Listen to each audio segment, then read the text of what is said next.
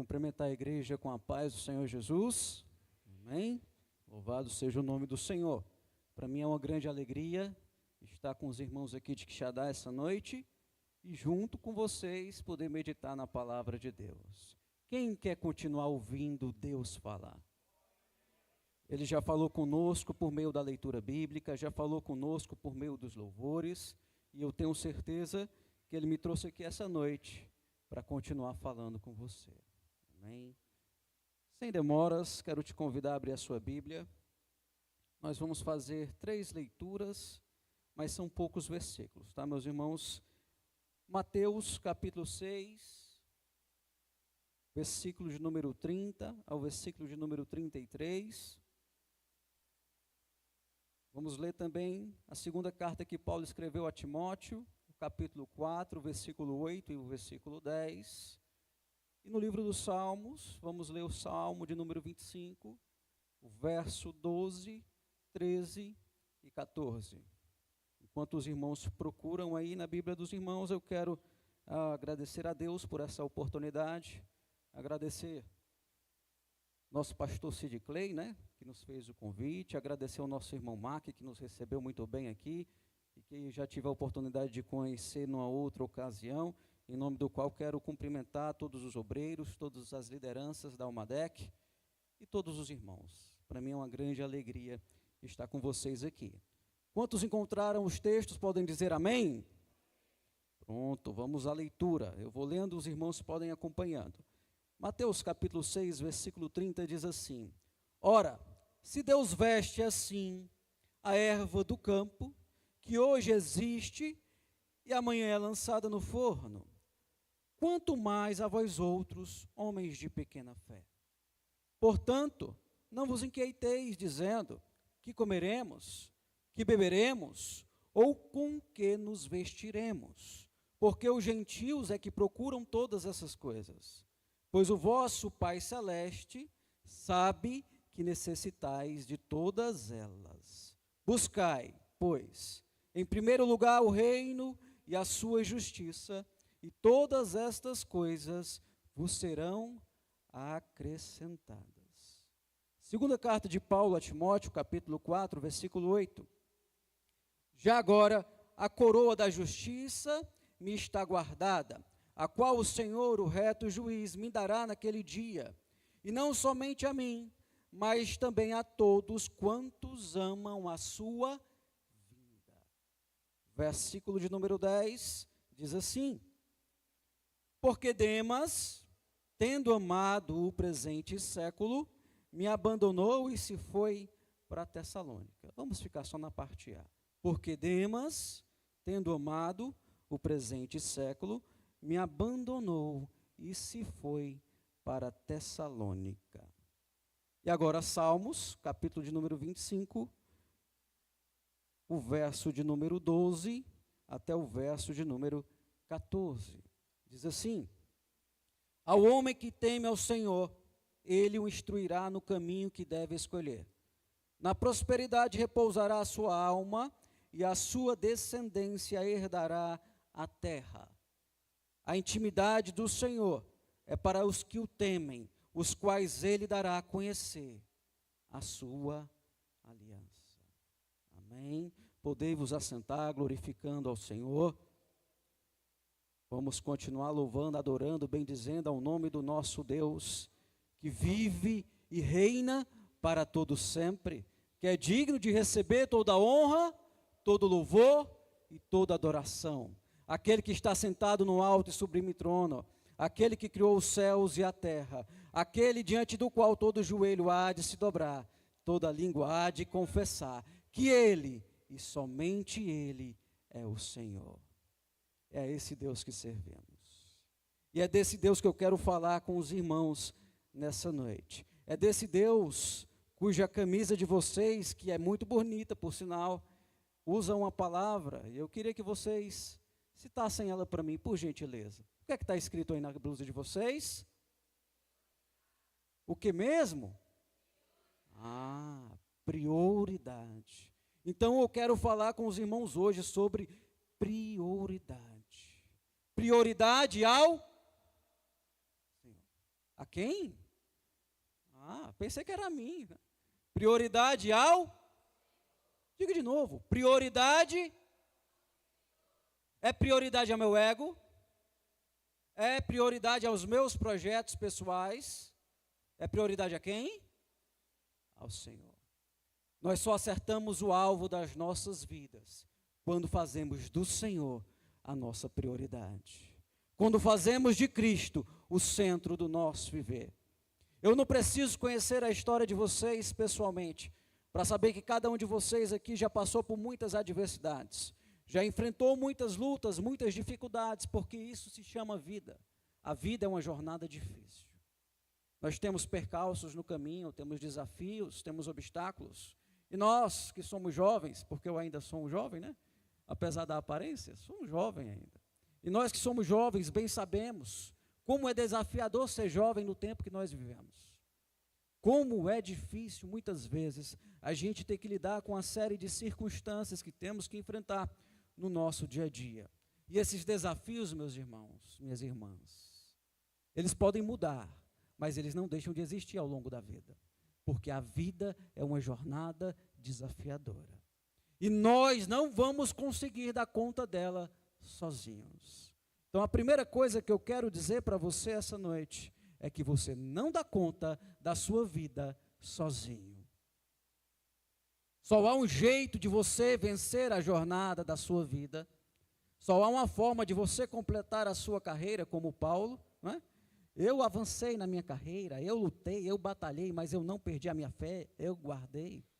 Faz parte do texto que a gente leu lá em 2 Timóteo, no capítulo 4. E agora vou receber das mãos do meu Senhor a coroa da vitória que está reservada para mim e para todos que amam a sua vinda. Mas Paulo fala de uma luta, de uma jornada, de uma batalha, aquela que nós enfrentamos todos os dias. No texto de Paulo ao Timóteo, no texto que Jesus nos menciona lá em Mateus 6, no texto que lemos em Salmos, capítulo 25, eles falam da jornada da vida e deixa claro que há desafios, sim. Mas que a gente não consegue vencê-lo sozinho. Para vencer os desafios da jornada da nossa vida, a gente precisa de ajuda. E a quem é que nós vamos buscar ajuda? É o pregador? É o MAC? Não? Tem certeza? A quem é que vocês vão pedir ajuda? Ao Senhor. O nosso socorro vem do Senhor, o nosso sustento vem do Senhor, o nosso amparo vem do Senhor, a direção que precisamos vem do Senhor. Então eu quero falar para você essa noite, que para você vencer a jornada da sua vida, você precisa de pelo menos 3 verdades nas quais você deve se agarrar. E a primeira verdade é que você precisa se lembrar que há um Deus. Há um, diga comigo, há um Há um Deus que tudo pode, que tudo vê, que tudo sabe, que te conhece antes mesmo de você nascer. Ele conhece a sua estrutura, Ele sabe o que você aguenta e o que você não aguenta. Ele conhece as suas aflições, as suas angústias. Ele sabe todas as vezes que você chora no meio da noite. Ele sabe todas as vezes que o desespero quer te cercar. Ele conhece você melhor do que você mesmo. Ele conhece tanto você que o seu nome está escrito na palma das suas mãos. Lá em Isaías, o profeta fala que o povo de Jerusalém dizia: Senhor, por que te esqueceste de mim? Por que me abandonaste? Por que me deixaste só? Mas aí o profeta traz uma revelação do céu e Deus brada: olha, ainda que uma mãe se esqueça do filho que ela viu nascer, que ela amamentou, que ela acalentou no seu ventre, eu, o Senhor, todavia, não me esquecerei de você. Eu tenho o seu nome anotado na palma da minha mão. E eu imagino que Cristo, cada vez que olha para a sua mão ferida pelos cravos da cruz, Ele lembra que foi por sua causa, que foi por minha causa, que foi para nos resgatar, para nos salvar. Então eu quero dizer que a primeira verdade que você precisa trazer para a sua vida, se você quiser ter uma vida vitoriosa, é lembrar que há um Deus. E note bem, há um. Quantos deuses? E esse Deus exige o que de nós? Prioridade ou exclusividade. Ele não divide a sua glória com ninguém. Ele não aceita nos dividir com o mundo. Ele diz que aquele que quer ser amigo do mundo é inimigo de quem? Ou a gente é amigo de um, ou do outro. Não dá para ser amigo dos dois ao mesmo tempo. Então Deus, nesse sentido, Ele é bem ciumento, Ele é exclusivo, Ele exige de nós essa exclusividade, Ele exige que nós façamos dele a prioridade da nossa vida. Então se lembre, há um Deus que exige de mim e de você prioridade. Exige exclusividade. E Ele pode fazer isso? Ele pode fazer isso, porque Ele é o Todo-Poderoso que fez a mim e fez a você. Ele é o Todo-Poderoso que criou todo o universo e que controla todo o universo. Ele é o Todo-Poderoso que conhece a nossa trajetória. Ele é o Todo-Poderoso que dá direção para o meu caminho e para o seu caminho. Veja só, em Salmo capítulo 25, no versículo 4, faz parte do texto que nós lemos, mas aprofundando um pouquinho mais, veja só o verso 4, diz assim: faze-me, Senhor, conhecer os teus caminhos, ensina-me as tuas veredas. Guia-me na tua verdade e ensina-me, pois tu és o Deus da minha salvação, em quem eu espero todo dia. Então, a primeira verdade na qual você precisa se agarrar é lembrar que há um Deus. Nunca se esqueça disso. Não permita que dentro do seu coração seja erigidos altares a outros deuses, além do Deus Todo-Poderoso, Senhor e Pai do nosso Salvador Jesus Cristo. E aí você pode me perguntar, mas quando eu permito que no meu coração exista outro Deus, além do Deus Todo-Poderoso? É quando eu passo a idolatrar coisas e pessoas, ou a mim mesmo, a colocar isso no centro, a colocar isso na razão do meu viver, e não dar a glória que é devida ao Senhor, o nosso Deus. Então lembre-se, há um que exige de mim e de você prioridade. É por isso que Jesus Cristo nos chama a depositar a nossa fé nesse Deus. Porque esse Deus não é apenas o Todo-Poderoso que criou os céus e a terra, que tem um poder que está acima de toda a nossa compreensão. Nós aprendemos que esse poder que é do Senhor, ele é transcendente, ou seja, está além da compreensão do ser humano. A gente pode estudar teologia, fazer o pós-doutorado em teologia, hoje tem um doutorado em divindade, você pode fazer o que você quiser, e você não vai conseguir compreender a dimensão do poder de Deus. Porque o poder de Deus é tão grande, que para Ele nada é impossível. O poder de Deus é tão grande, que Ele não está submisso ao tempo, ao espaço, ao estado natural das coisas. O poder de Deus é tão grande, que havia um defunto morto há 4 dias, e quando Jesus bradou do lado de fora, Lázaro, sai para fora, um defunto morto há 4 dias, passou pelo primeiro milagre, que foi ouvir. Não foi ressuscitar. Como é que um morto escuta, pelo amor de Deus? Mas o primeiro milagre que aconteceu naquele cenário foi um morto ouvir a voz do Senhor. E eu quero dizer para você nessa noite, Deus é poderoso, que quando Ele fala, até os mortos são capazes de ouvir a sua voz.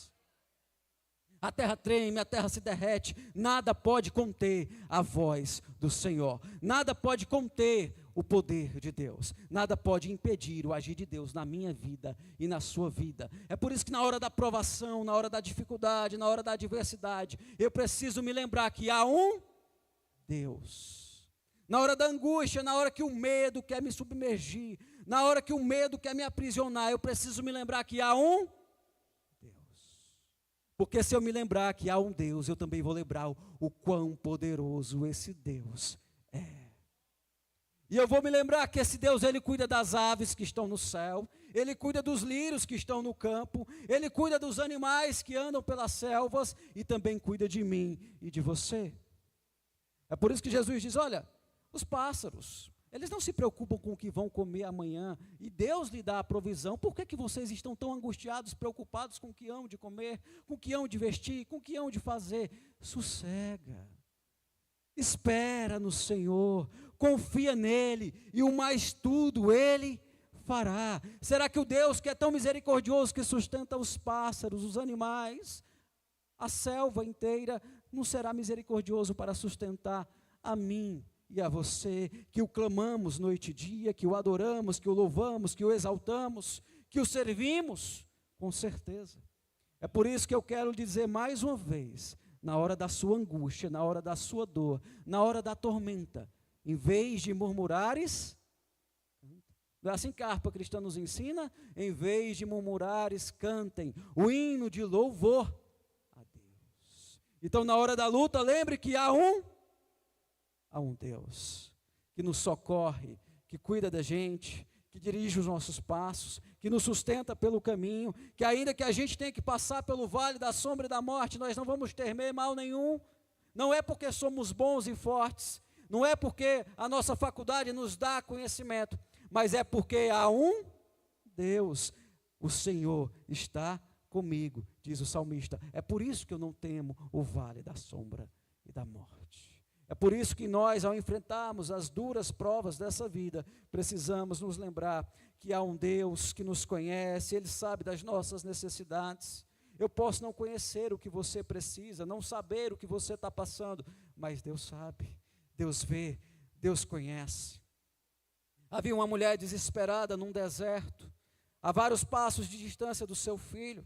O seu filho estava ali abatido também, fraquinho, por falta de alimento, por falta de água. E aquela mulher saiu desesperada, se afastou porque ela não queria ver o seu filho morrer. E ela começou a chorar no meio do deserto. E ela começou a se lamentar porque ela já estava imaginando o pior. Ela estava imaginando a maior catástrofe que ela podia esperar. Mas, quando aquela mulher estava chorando, alguém tocou no seu ombro e disse: Agar, por que esse desespero? Agar, eu tenho um projeto para esse menino. Eu tenho um propósito para a vida dele. Ele não vai morrer aqui não. Levante os seus olhos e veja a provisão que vem do Senhor. E havia lá um poço para dar água para aquela mãe, para aquele menino no meio do deserto. Era a necessidade dela. E Deus conhecia a necessidade de Agar e de Ismael naquela ocasião, da mesma forma que conhece a minha necessidade e a sua necessidade. Nós lemos um texto nessa noite, que nos convida a buscar primeiramente o reino dos céus e a sua justiça, entendendo que as demais coisas, ou estas coisas, se referindo aos versículos anteriores, nos serão acrescentadas. Aqui a gente vai ver uma marcação de uma distinção entre o que é necessidade e o que é prioridade. Na parte A do versículo, Cristo está falando da prioridade. Na parte B, ele está falando da necessidade, porque prioridade é a maior das nossas necessidades. Qual é a minha prioridade? Qual é a sua prioridade? Para meditar um pouquinho quando você vai orar. Se você fosse anotar, escrever a sua oração num caderno, quantos parágrafos, se a sua oração for curta, ou quantas folhas, se ela for longa, quantos parágrafos ou quantas folhas seriam de pedidos, de satisfação de necessidades? E quantas você estaria pedindo mais intimidade com o Senhor? Em quantas você estaria pedindo: Senhor, eu quero mais de Ti. Senhor, eu quero mais da Tua presença. Senhor, sacia a minha sede, lava o meu interior. Eu quero beber dos Seus rios, Senhor. Eu quero beber da Sua fonte, Senhor. Quantos parágrafos? Quantas folhas? Vamos parar para pensar que muitas vezes nós oramos ao Senhor e a nossa oração é uma lista de necessidades. Parece que a gente está lá nas Americanas, bem ali, né? Com a lista de compras que a gente tem para fazer. Eu quero essa blusa, eu quero essa sandália, eu quero esse móvel. Senhor, eu quero um carro. Senhor, eu quero uma casa. Senhor, eu quero a minha faculdade. Senhor, eu quero um emprego bom, que ganhe pelo menos 10 mil reais por mês e que dê para dar um desconto pequeno no imposto de renda. Senhor, eu quero um filho. Senhor, eu quero um casamento. Senhor, eu quero um ministério. Senhor, eu quero, me dá. E quantas vezes a gente pede aquilo que tem que ser a nossa prioridade? Porque aqui vem a segunda verdade na qual nós precisamos nos agarrar. Nós só acertamos o alvo das nossas vidas quando fazemos de Cristo o centro do nosso viver. Se Cristo não for o centro da minha vida e da sua vida, todo o resto é pó, é bagaço. O escritor de Eclesiastes, ele passa o livro todinho falando que as coisas foram vãs, que as coisas foram fúteis. Grandes construções, grandes projetos, festas, muitas pessoas que ele conheceu, todos os planos que ele realizou, tudo parecia vão, vaidade, fútil, passageiro, como um sopro. Mas aí ele chega a uma conclusão que o final de todas as coisas, ou o princípio, ou o mais importante, ou a prioridade da vida do ser humano deve ser buscar ao Senhor. Então nós só vamos acertar o alvo das nossas vidas, só vamos atingir o nosso verdadeiro propósito quando Cristo for o centro do nosso viver, quando Cristo for o fundamento do nosso existir, quando Cristo trazer sentido para mim e para você. Por isso que nós temos uma urgência nesse tempo que vivemos, de fazer de Cristo a prioridade das nossas vidas. Paulo escreve aos Efésios, no capítulo 1, ele faz um chamado cristocêntrico muito profundo, porque ele começa a mostrar para mim e para você que nós só vamos alcançar as bênçãos celestiais em Cristo, que só através de Cristo somos filhos por adoção de Deus e que só em Cristo podemos ser salvos. Então ele está me convidando, está te convidando a viver uma vida em Cristo. E essa expressão em Cristo significa como uma unidade. Eu e Cristo existindo como um. Por isso que Jesus, ao orar, ele disse: Pai, eu peço que o Senhor faça deles conosco um, assim como eu e tu somos um. É um chamado a uma intimidade profunda com Ele. É um chamado a fazer dele o centro do nosso viver. É um chamado a fazer dele a prioridade do nosso existir. Mas por que que isso é tão importante? Porque quando eu tenho o meu coração no lugar certo, eu encontro paz. Mas quando o meu coração está no lugar errado, eu me desentrego. Quando o meu coração está nas coisas erradas, como a gente diz aqui no Ceará, eu me espatifo todinho, eu me esfarelo, eu já não tenho mais onde me apegar, eu já não tenho mais solidez, substância, como diria minha avó, eu já não tenho mais estrutura, porque a minha vida está centralizada em coisas terrenas, momentâneas, temporais. E quantas pessoas estão trocando as coisas eternas pelas coisas temporais? Quantas pessoas estão deixando de dar prioridade ao Senhor para dar prioridade às coisas dessa vida terrena? Não que essas coisas não sejam importantes, vocês são jovens, e a gente está aqui meditando na palavra de Deus para aprender coisas, para que vocês possam aplicar na vida de vocês amanhã. Quantas vezes a gente não está trocando a prioridade das nossas vidas, mudando o ponteiro da nossa bússola, que tinha que apontar para o norte, que é Jesus, e ele está torto, apontando para um lado que não é bem o norte, e a gente está correndo atrás de uma coisa, correndo atrás de outra, e é como correr atrás de vento. A gente vai, alcança, não fica satisfeito, já muda de foco, já muda de interesse, vai para um lado, vai para o outro, a gente anda errante pelo caminho, por não fazer de Deus a nossa prioridade, por não fazer de Cristo o centro do nosso viver.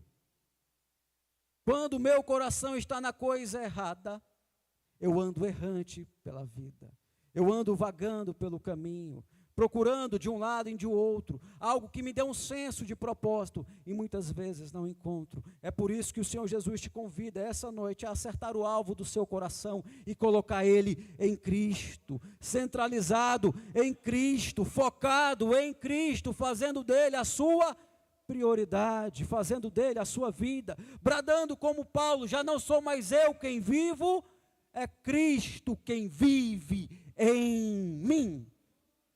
É isso que nós precisamos buscar, porque só dessa forma nós vamos andar por um novo e vivo caminho que nos conduz ao trono do nosso Pai Celestial. Só dessa forma nós vamos provar a plenitude de Deus para as nossas vidas. É por isso que eu preciso priorizar o Senhor. Quando meu coração está nas coisas erradas, como a gente disse, eu me esfarelo. Por quê? Porque o meu coração começa a abrigar inquietação. O meu coração começa a abrigar ansiedade. O meu coração começa a abrigar medo. O meu coração começa a abrigar desespero. O meu coração começa a abrigar até pecado. Porque ele está direcionado para as coisas erradas. Por isso que Jeremias nos alertou que o coração da gente, ele é muito enganoso. A gente precisa ter cuidado com ele.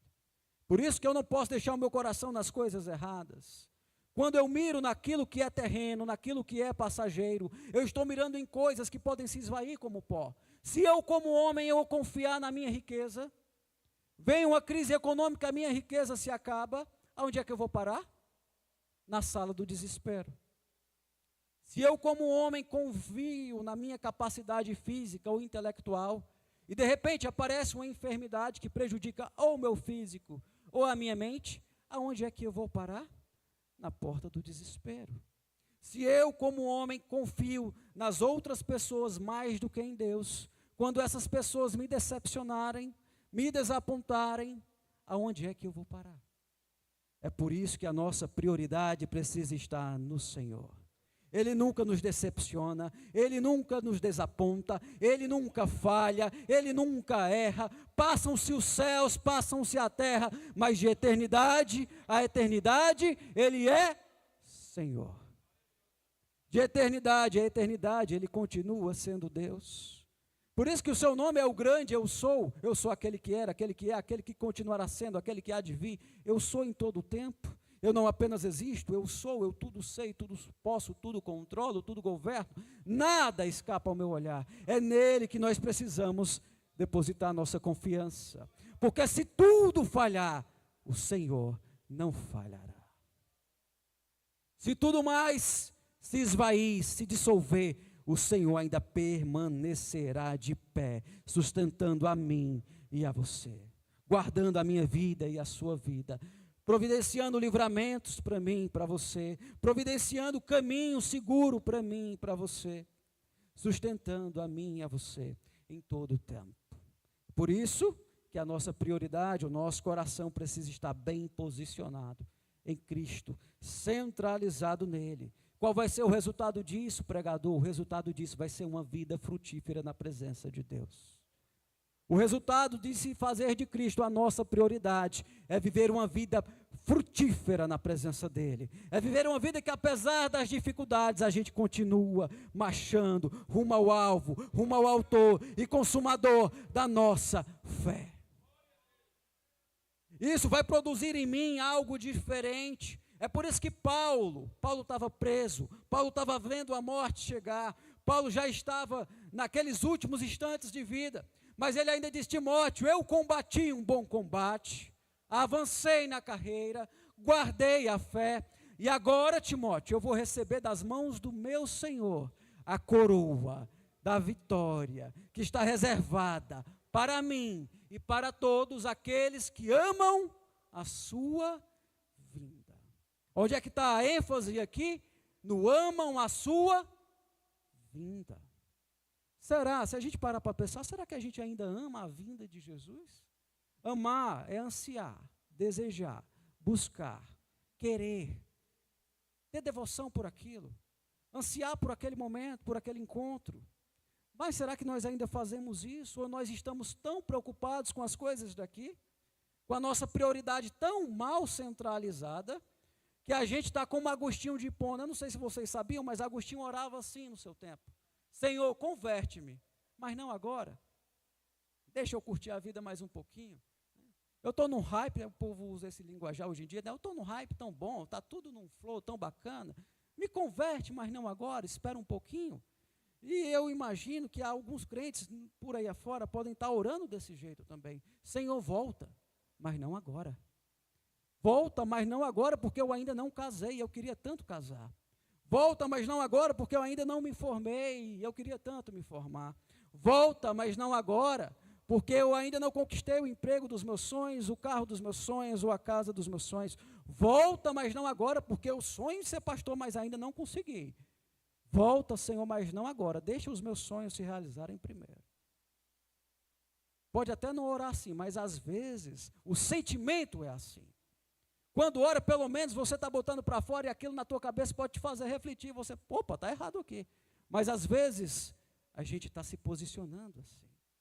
Porque se a gente verdadeiramente ama a vinda do Senhor, a gente vem para a casa dele com alegria, a gente vem para a casa dele para oferecer o melhor culto para ele, a gente vem para a casa dele para não se preocupar com quem vai cantar, com quem vai pregar, com quem está na direita ou na esquerda, mas preocupados em adorar ao nome santo do Senhor Jesus.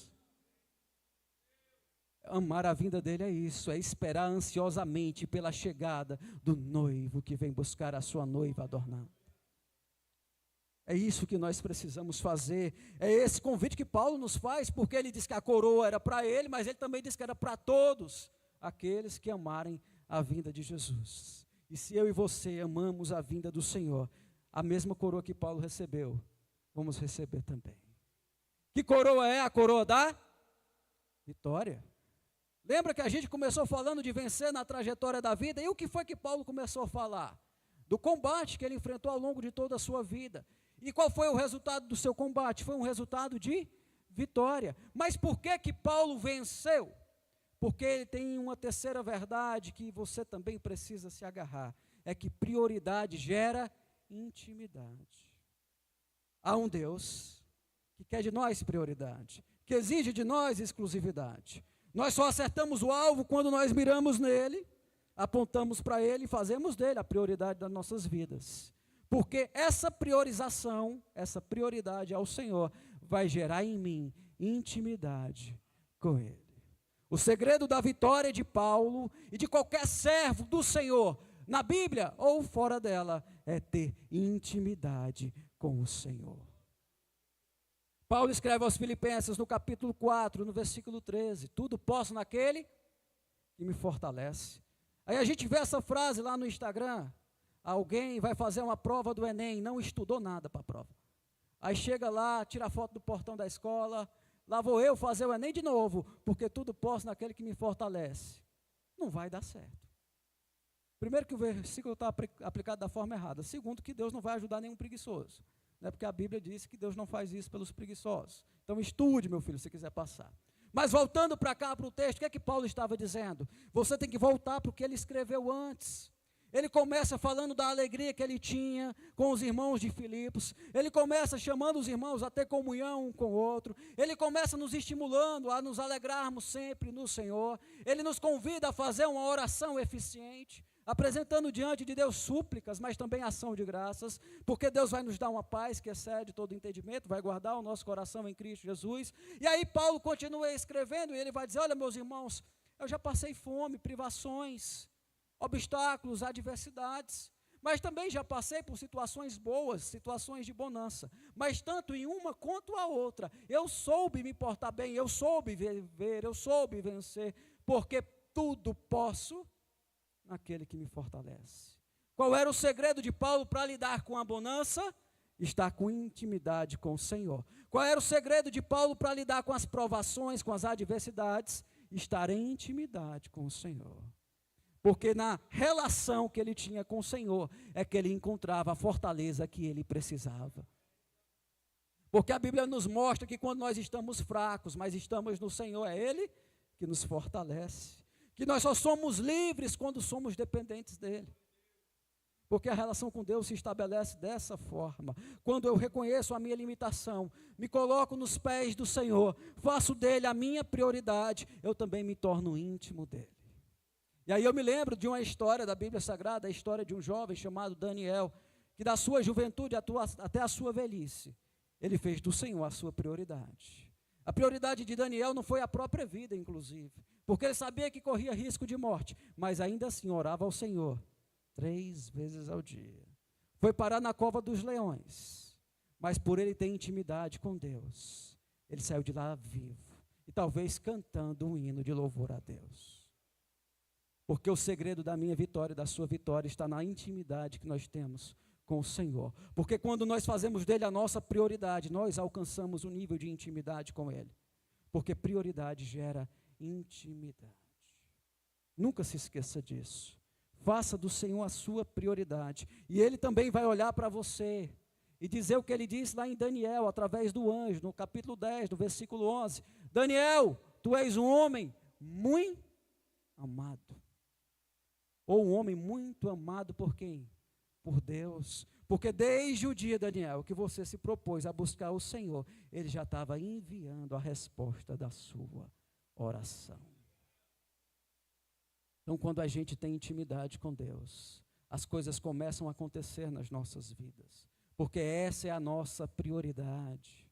Aí volta para o começo de novo, a minha prioridade, a sua prioridade tem que se fazer desse Deus, o centro do meu viver, o centro do seu viver, porque se nós fizermos isso, as demais coisas nos serão acrescentadas. É por isso que nós precisamos buscar ao Senhor de todo o nosso coração. Não podemos fazer como Demas. No verso que nós lemos, no versículo 10, Paulo escreveu a Timóteo e disse que Demas amou o presente século. No versículo 8, a coroa da vitória está reservada para quem? Ama o quê? A vinda do Senhor. E você, qual a opção que você vai fazer? Amar a vinda do Senhor ou amar o presente século? Você vai ser como Timóteo ou como Demas? Timóteo fez do Senhor a sua prioridade, ele seguiu o conselho de Paulo. Quando nós lemos a trajetória de Timóteo na Bíblia Sagrada, quando nós procuramos conhecer o que Timóteo viveu e fez ao longo da sua jornada, nós vamos perceber uma pessoa que viveu com Deus sendo a sua prioridade. Alguém que teve intimidade com Deus e que por isso serviu bem ao Senhor. Mas aqui nós temos o relato de um homem que não fez a mesma coisa. Ele começou bem, mas no meio da trajetória, ele se apaixonou por o presente século.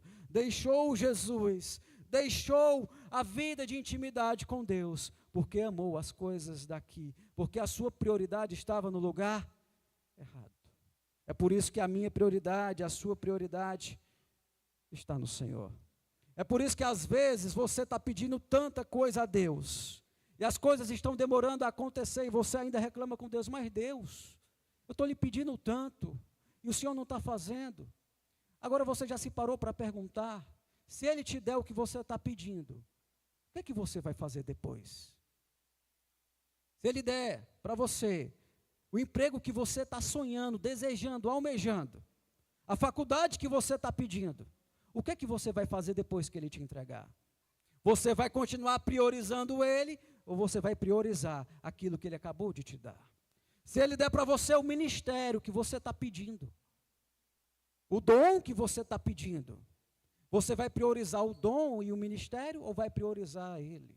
Porque não confunda, posição e comunhão são coisas distintas. Uma devia levar a outra, a comunhão deveria levar a gente a posições cada vez mais altas, mas muitas vezes não é assim que acontece. E se Deus te der a posição que você almeja, quem vai ser a tua prioridade? A posição, o cargo, o ministério, a faculdade, aquela pessoa com quem você quer se casar, o filho que você quer ter, o que vai ser a sua prioridade? Ainda vai ser o Senhor? Então, quando você pergunta no teu coração, por que está demorando tanto? É porque você ainda não aprendeu o que é prioridade. Você ainda está vivendo baseado em necessidade. E eu não estou dizendo que Deus não quer te dar o que você está pedindo. Às vezes Ele até quer, mas Ele está demorando mais, porque você ainda não está pronto. Porque você ainda não aprendeu o que é prioridade. Você vive apenas baseado em necessidades. Mas você precisa entender que ao buscar primeiramente o reino dos céus e a sua justiça, as outras coisas vos serão acrescentadas. Quando Deus é a minha prioridade, eu também posso confiar, descansar nele, porque eu sei que Ele está cuidando de tudo. Porque eu sei que no momento certo, Ele vai fazer o que for preciso. Então, faça essa reflexão com você mesmo.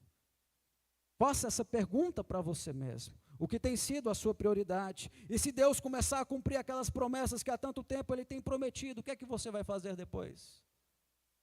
Esteja pronto. Entenda um senso de urgência a priorizar o reino dos céus. E o que é o reino dos céus, pregador? O reino dos céus é o próprio Cristo no meio de nós. Lucas capítulo 17, versículo 21. E o reino está entre vós. Que reino é esse? A comunhão que precisa haver entre mim e Jesus. É por isso que eu preciso fazer dele a minha prioridade. E eu quero encerrar dizendo que você tem todos os motivos do mundo para priorizar ao Senhor. Primeiro motivo, Ele te amou. E a Bíblia diz que Ele te amou antes que você o amasse. Ele diz aos discípulos, não foram vocês que escolheram a mim, foi eu quem escolhi a vocês. E o apóstolo João na sua carta escreve, nós o amamos porque Ele nos amou primeiro. E Paulo escreve aos Romanos, capítulo 5, versículo 8, e ele prova o seu amor para conosco, que Cristo foi dado por nós, sendo nós ainda pecadores. Quer um motivo maior do que esse para priorizar o Senhor? Priorize o Senhor porque Ele te amou. Priorize ao Senhor, porque é Ele quem te sustenta.